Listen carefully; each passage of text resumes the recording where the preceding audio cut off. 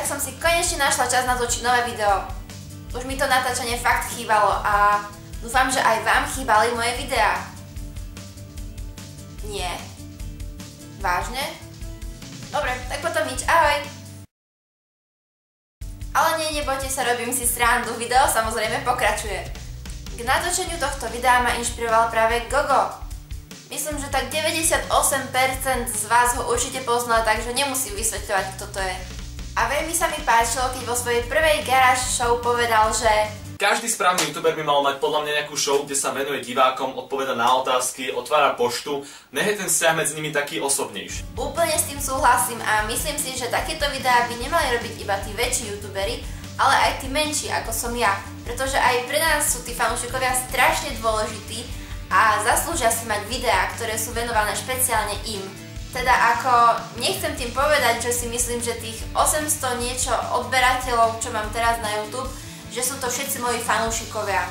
To nie, ale nájdú sa medzi nimi aj takí, ktorí mi stále píšu tie krásne komentáre a ktorí mi posielajú správy na Facebook a ktorí ma sami presviečali o tom, že sú to moji fanúšikovia. Pretože ja som tomu strašne dlho nemohla uveriť, že vôbec nejakých fanúšikov mám. Ale vy ste ma o tom presvedčili a jednoznačne si myslím, že si zaslúžite videá, ktoré sú venované špeciálne vám a kde budem čítať listy od vás, možno otvárať nejakú poštu, odpovedať na vaše otázky a podobné veci. Ja teraz tie správy z Facebooku čítať nebudem, pretože ste mi to písali asi súkromne a fakt neviem, či to môžem takto verejne nahlas prečítať, takže urobíme to takto. Ak chcete mi napísať niečo, čo by som prečítala vo videu, tak mi to napíšte na mail 73hailey73@gmail.com a do predmetu napíšte pošta pre Hailey alebo niečo také.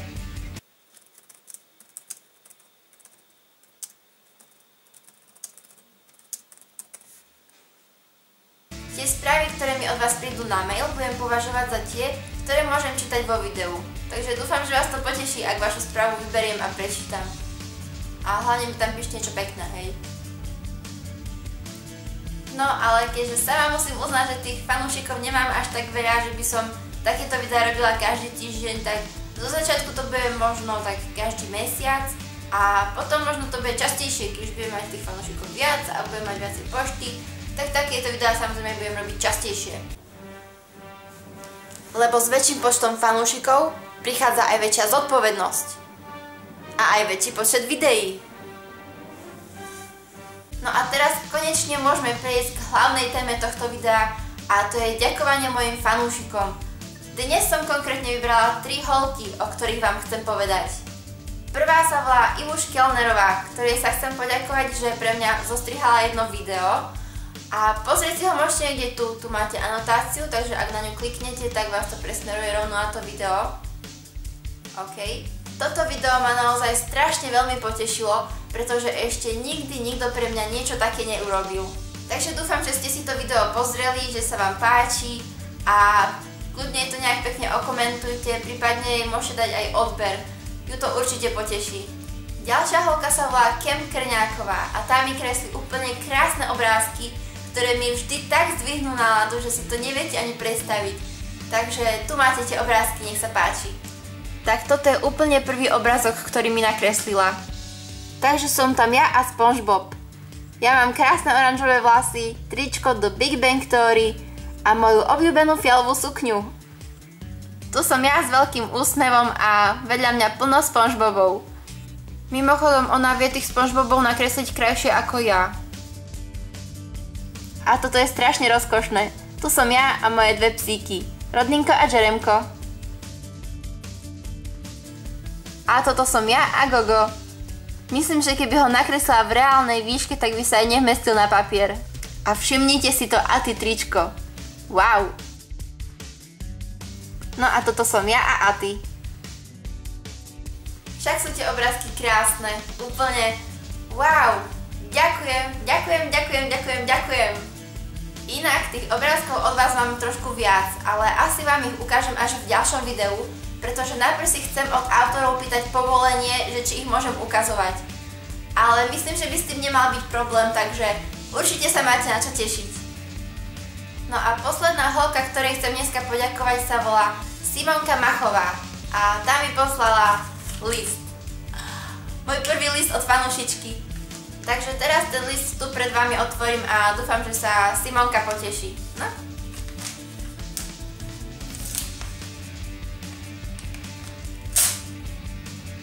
To bolo rýchle. OK.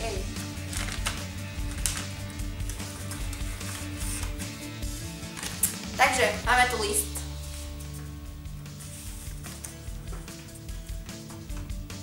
Ahoj Hailey, si najlepšia. Tvoje videá na YouTube sú úplne top. Každý deň len kontrolujem, kedy pridáš ďalšie. Dúfam, že sa stretneme. Tieto náramky sú náramky priateľstva. Mám ťa veľmi rada a si super. A ešte malá kresba pre teba. Je to kreslené z pamäti, čiže parody on SpongeBob. Tvoja verná odberateľka Sima.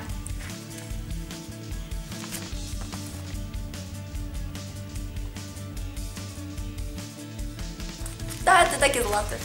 No tak sa pozrieme, čo je v obálke. Takže sú to tie náramky priateľstva. Jeden. A toto je druhý. Určite si ich dám na ruku, len sama si to asi nebudem vedieť dať. Takže určite v ďalšom videu už to budem mať na ruke. OK? Ďakujem. Takže niekde v tom obale by mal byť ešte náramok. Haló? Je tu! Je tu! Skoro by som to vyhodil, dobre, že som si to prečítal. Keby som si to vedel sám zapnúť, tak si ho hneď aj dám, ale není šanca. Kopíruješ, Goga!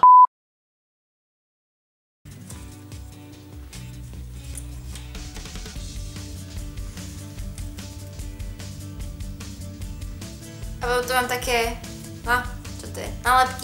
Nálepky, ďakujem. OK, takže tie náramky si dám určite na ruku, teda niekto iný mi ich dá na ruku, lebo ja to sama neviem. A ten list si určite odložím a je to pre mňa veľmi vzácny list, keďže je to môj úplne prvý list od fanúšika. A ja si to naozaj veľmi cením a strašne ti ďakujem, si super. Takže to je zatiaľ všetko. Ešte raz by som sa chcela poďakovať týmto trom holkám. Dievčatá, ste vážne super. Ďakujem. Takže toto video sa už konečne blíži ku koncu a ja chcem už len na záver povedať, že dúfam, že nikto mi nebude písať do komentárov, že kopírujem po Gogovi jeho Garage Show. Lebo vážne si myslím, že každý youtuber, ktorý má nejakých fanúšikov, by mal robiť takéto videá pre nich. A robia to aj naši youtuberi, aj zahraniční youtuberi. Takže som sa k ním len pridala a robím to aj ja, pretože vážne si tých fanúšikov vážim a vážne by som im aspoň takouto cestou chcela poďakovať za to, že ma tak podporujú a že mi dávajú takú silu točiť ďalšie videá. Ďakujem! Mimochodom, ja by som garážov ani točiť nemohla, pretože nemám garáž.